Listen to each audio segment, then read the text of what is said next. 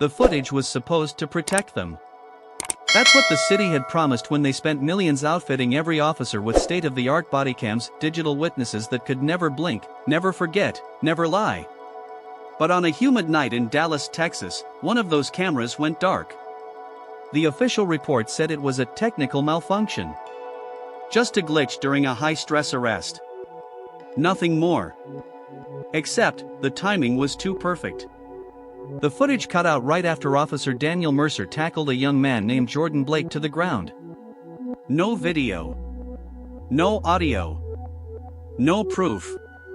By the next morning, Jordan was in a coma and Mercer's report told a story that didn't add up. The department closed ranks. The footage was corrupted, they said. The system failed. Case closed. Until a digital forensics analyst named Dana Ruiz decided to run that corrupted file through an experimental AI reconstruction tool, one designed to restore missing or damaged video frames using forensic metadata. What the program uncovered wasn't a malfunction. It was a manual deletion. Someone had tried to erase the truth.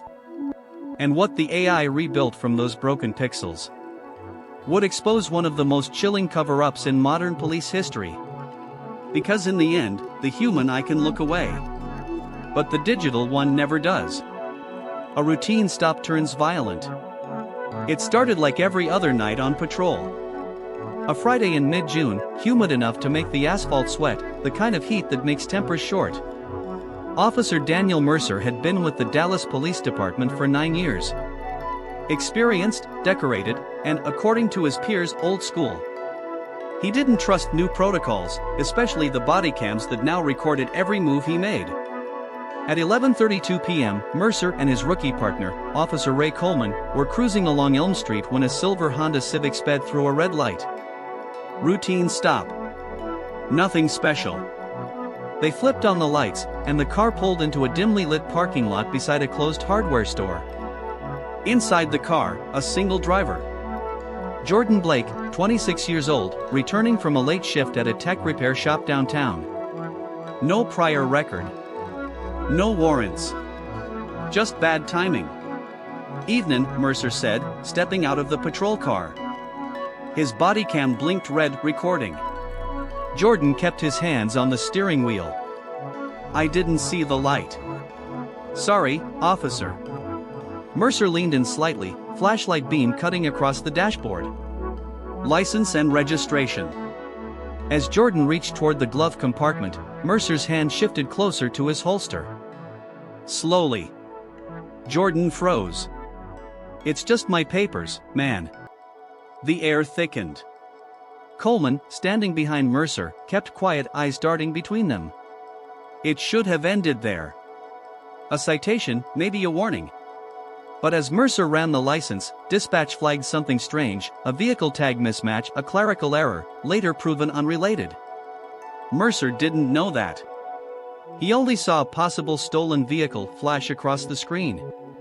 Step out of the car, Mercer ordered. Jordan hesitated. What's going on? Now. Jordan opened the door, hands visible. He stepped out, calm but confused. The moment his foot hit the pavement, Mercer grabbed his wrist. Jordan flinched, reflexively pulling back. The move looked defensive.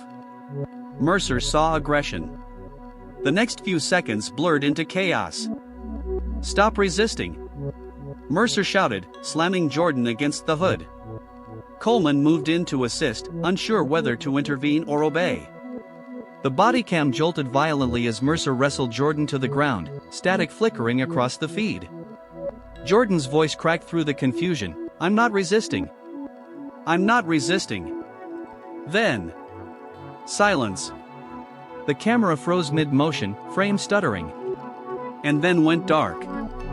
Exactly 13 seconds of missing footage. When the video resumed, Mercer was breathing heavily, standing over Jordan, now unconscious, face pressed into the asphalt. A faint groan escaped the young man's throat as blood pooled beneath his cheek. Coleman's voice trembled on the recording. He's not moving, sir. Call EMS, Mercer said. He lunged at me. I had to restrain him. In the background, Jordan's phone buzzed with an incoming call, his sister, trying to check if he made it home safely. It would ring 6 times before going silent. The report, 2:15 a.m. By the time backup arrived, Mercer had already typed his incident report. Suspect resisted arrest. Possible narcotics in vehicle, pending search. Bodycam malfunction due to physical altercation. It sounded professional. Controlled. Believable. At the hospital, Jordan Blake was listed in critical condition with a skull fracture and cerebral hemorrhage. The doctors asked what happened. Mercer said he fell during restraint. The department accepted the explanation. The footage corrupted during upload. A technical glitch, they said. Happens all the time. Coleman signed off on the report without question. The rookie wasn't ready to contradict a senior officer, especially one known for having friends in high places. 2 days later, Internal Affairs review. The footage, or what was left of it, landed on the desk of Sergeant Dana Ruiz, a digital forensics specialist with Internal Affairs. Ruiz had seen plenty of bodycam issues before: files corrupted, uploads delayed, hardware errors. But this one felt different. She replayed the video over and over. The corruption didn't look random. It started exactly at frame 10,284, right as the struggle began. And when the footage came back, the metadata showed a discontinuity, a jump in the timecode, but not in the GPS tag. Meaning, the device never lost power. Someone had turned it off. Ruiz leaned back in her chair, eyes narrowing at the timeline. "Glitch, my ass," she whispered. The next day, she filed a request to access the raw data logs from Mercer's bodycam. The request was delayed, then denied. Technical confidentiality, the report said.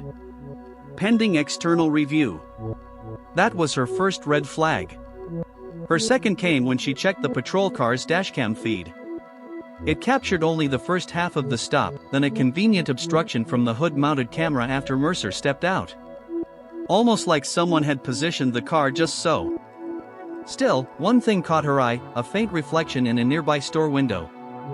A flicker of movement not matching Mercer's bodycam feed. She paused the frame, enhanced it. For 1/10 of a second, a flash of Mercer's hand reached toward his vest, exactly where the bodycam power button sat. That was enough for Ruiz. She opened a restricted forensic tool the department had been testing with a private AI firm in Austin, software designed to reconstruct lost or damaged footage using sensor metadata and microcache fragments left in flash memory. It wasn't perfect, but it could see what human eyes couldn't. She fed the corrupted file into the system, watching as lines of code began to map and rebuild lost frames. Processing. 4%. Ruiz stared at the loading bar, pulse quickening. If she was right, this wasn't just about one bad cop. It was about a system that trusted machines to protect the truth. And a man who thought he could outsmart them. The silence in the data. The AI lab inside Dallas Internal Affairs was nothing like the bustling precinct above it. Upstairs was all noise, ringing phones, officers swapping stories, the hum of stale coffee machines. Down here, it was just light and silence. Rows of monitors, the soft click of cooling fans, and the steady rhythm of data crawling across screens. Sergeant Dana Ruiz liked it that way. She didn't trust people much, but she trusted code. Code never lied. It was Monday morning, 3 days after the incident. The department was already trying to move on. Officer Mercer was back on modified duty, pending review. The official press release called the footage inconclusive. But Dana wasn't buying it. Her monitor displayed Mercer's corrupted bodycam footage, a 2-minute gap where the file's timestamp jumped forward, skipping the most violent portion of the arrest. She'd spent the weekend pulling every byte she could from the device's internal memory. It was like digging through digital ashes. The reconstruction begins. The software she used wasn't standard issue, it was experimental, developed by Verity AI, a startup contracted by the Department of Justice. It could analyze cache fragments, optical sensor bleed, and magnetic memory ghosts, tiny residual imprints left behind even after data was deleted. The program then cross-referenced GPS logs, motion sensors, and microphone latency data to predict and reconstruct what happened in the missing frames. Ruiz called it her truth machine. She hit enter. Verity reconstruct, file 12.8 bodycam_1123.mp4. Initialization complete. Predictive frame rendering, 1.7%. 3.4%. 9.2%. The footage began to take shape, ghostly outlines at first, like half-remembered dreams. The software translated sensor noise into motion paths, silhouettes forming in shades of gray and static. Mercer. Blake. The parking lot. The reflection of red-blue lights on a silver hood. Then the audio kicked in, distorted, but present. The waveform looked jagged, fragmented. She amplified it. Mercer, distorted, stop resisting. Blake, faint, I'm not. Then static. Then a heavy, wet sound. Then silence. Dana leaned forward, freezing the frame. The timestamp, 11:38 and 9 seconds p.m. That was during the blackout period. Her heart began to pound. The program shouldn't even have been able to restore that much. She saved the partial reconstruction and queued the next phase. AI extrapolated frames, predictive fill, confidence level 86.4%. The discovery. As the render continued, the blurred images became sharper. The software's predictive model filled in missing gaps using environmental reflection mapping, windows, metal surfaces, shadows. And that's when Dana saw something that made her skin crawl. At the edge of the frame, in the mirrored reflection of the car's side window, Mercer's left hand reached up and pressed something on his vest. The timestamp aligned with the exact moment the camera had malfunctioned. Her stomach tightened. Ruiz rewound it twice. Zoomed in. Enhanced. It wasn't pixel perfect, but there was no mistaking it. The bodycam power indicator light blinked off manually. Someone didn't just lose footage, they erased it. She documented the finding in her digital report, attaching still frames and reconstruction data. But when she tried to upload it to the case directory, a red pop-up appeared.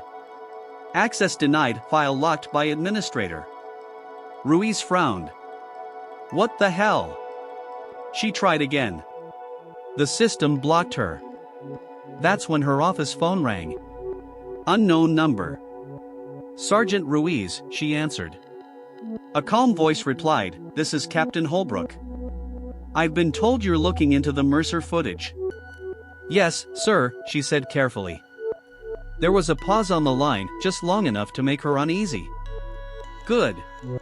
Keep your report internal until the state's attorney clears it. We don't need speculation spreading through the media." "I'm not speculating," Ruiz said. "The footage was tampered with. I can prove it." Another silence. Then, "I appreciate your enthusiasm, Sergeant. But we're handling this. Stay in your lane." The line went dead. Ruiz stared at the phone for a moment, the hum of the servers filling the silence again. Stay in your lane. That usually meant stop digging. The second source. But Ruiz had something the captain didn't know about: the dashcam backup cache from the patrol car. Even though the main video was obstructed, the vehicle's sensor logs still recorded secondary telemetry, speed, acceleration, cabin mic, and Bluetooth handshake signals from nearby devices. She ran a correlation scan. A foreign Bluetooth ID had paired with the patrol car for 0.6 seconds during the arrest, right when the footage cut out. Her jaw tightened. Someone used an external controller. Mercer had carried a wireless override remote on previous assignments, a small device used for syncing bodycams before dispatch. Department policy prohibited its use in the field. If he'd used that to kill the feed. She loaded the AI reconstruction again. This time, the frames began to stabilize. And as the sequence sharpened, Ruiz felt the breath leave her chest. The video clearly showed Jordan Blake pinned face down on the ground, not fighting, motionless. Mercer's knee pressed into his neck. For over 20 seconds. The reconstructed audio made it worse. Blake's voice, faint and broken, "Please, I can't breathe." Then silence. Ruiz pressed stop, her hands trembling. The image froze mid-frame, the AI reconstruction eerily lifelike. Every part of her training screamed to escalate this. But if the system was already blocking her reports, she'd need outside help. She plugged in a personal USB drive, encrypted, off-network, and copied the video fragment. If Mercer thought deleting the footage erased his guilt, he hadn't met her AI yet. The cover-up begins. By afternoon, Ruiz noticed things changing. Her supervisor stopped replying to emails. Her badge wouldn't unlock the secure data server. Two uniformed officers she didn't recognize lingered near her workstation longer than usual. Then, a memo arrived on her desk. Internal Affairs Temporary Reassignment. Effective immediately, Sergeant Dana Ruiz is relieved from digital forensics duties pending administrative review. She stared at the paper, pulse pounding. They were silencing her. She slipped the USB drive into her jacket pocket. If the department wanted her off the case, fine. But the truth was already out of their hands, literally. It was stored inside an AI program that couldn't be intimidated, bribed, or fired. As she walked out of the building, she looked up at the city skyline. Neon lights shimmered off wet glass like reflections of 1,000 unblinking eyes. Somewhere inside those servers, the deleted frames still lived, waiting to be seen. And soon, they would speak. Pixels don't lie. The file hit the internet at 2:43 a.m. No one knew who uploaded it. No watermark, no metadata, just an anonymous file name, Mercer_footage_rebuild_final.mp4. By sunrise, it had spread through Twitter, Reddit, and TikTok like wildfire. Within hours, millions had seen what the Dallas Police Department tried to bury. The leak. The footage began in silence, gray static forming into shapes, as if a ghost was learning to breathe. Then came the flicker of light, police flashers, distorted by digital reconstruction. The figures of Officer Daniel Mercer and Jordan Blake materialized out of the static. "Stop resisting," Mercer barked. "I'm not." Blake's voice trembled. "I'm not doing anything." The audio warped but clear enough to chill anyone watching. Blake was face down on the pavement, unmoving. Mercer's knee pressed into his neck. The timestamp, 11:38 and 26 seconds p.m., precisely when the official report said the suspect had resisted arrest. And then the moment everyone remembered hearing about, the flicker. The bodycam feed froze. But this time, the reconstruction filled the gap. Through reflection mapping, the AI had recreated the missing frames from environmental feedback, window glass, badge metal, car paint reflections. In those mirrored fragments, the truth appeared like a ghost whispering from the pixels. Mercer's left hand reached up, pressed the bodycam switch, and deliberately shut it off. Technical malfunction, the report had claimed.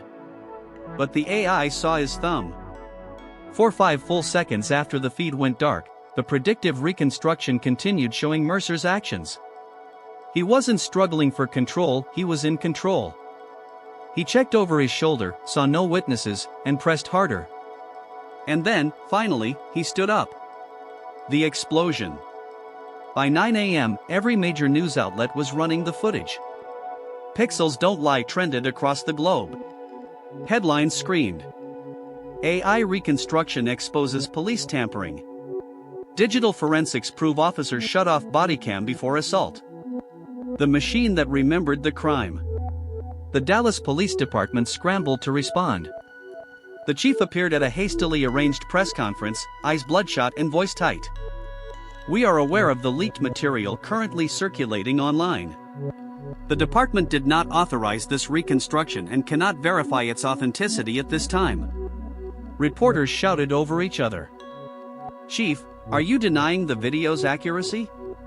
Is Officer Mercer still on active duty? Who leaked the footage?" He dodged every question.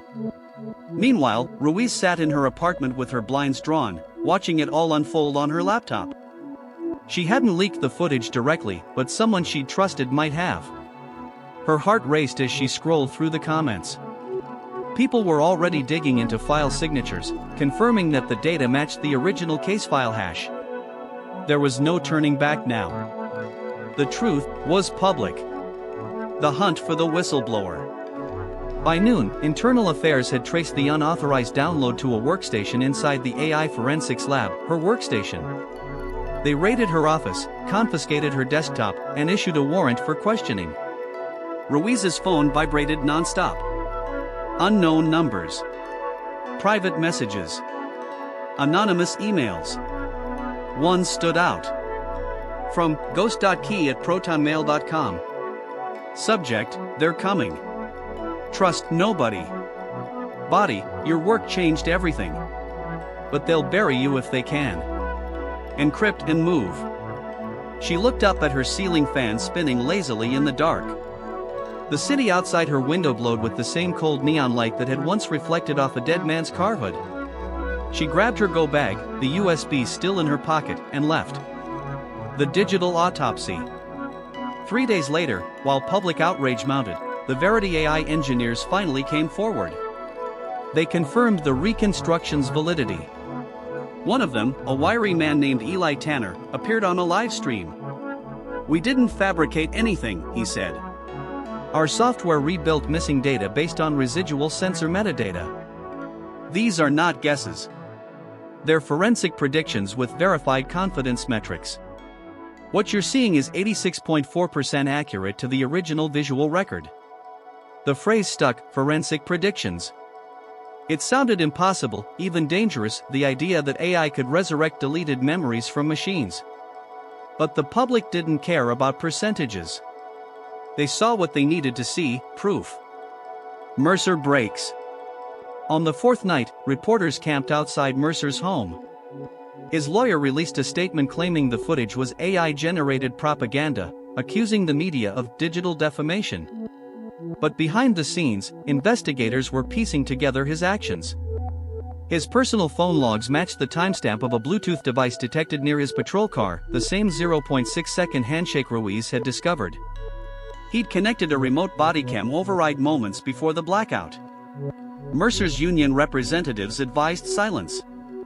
But pressure mounted until the department suspended him indefinitely. Then the real blow came. The DA's office announced a grand jury investigation for obstruction of justice and evidence tampering. It wasn't the first time an officer had lied. But it was the first time an algorithm had testified against him. The confrontation. That night, Ruiz received another anonymous message, this time, a live location pin. "If you want to finish what you started, come alone." The address led her to a parking garage downtown. She parked near the top level and waited. The hum of the city echoed below like a digital heartbeat. Then she heard footsteps. A familiar voice behind her said, "You should have left it alone, Dana." Mercer. He looked tired, desperate, his badge already surrendered, his world collapsing. "You think you know what you saw," he said, stepping closer. "You don't understand how dangerous this is. You just destroyed careers, lives." "You destroyed someone's life," Ruiz shot back. "Jordan Blake is never waking up." He flinched but held her gaze. "You think the AI is infallible? That thing can make anything look real. Tomorrow it'll rewrite someone else's truth." Ruiz's voice steadied. "Then you shouldn't have given it one to rewrite." For a tense second, neither moved. Then the echo of approaching sirens filled the garage. Mercer's face drained of color.